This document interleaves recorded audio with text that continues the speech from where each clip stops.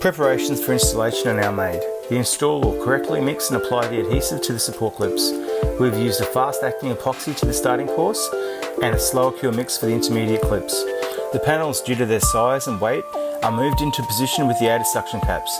A Dutch pin is used to hold the panel in position during this stage, and we've used lippage pegs to secure a smooth finish.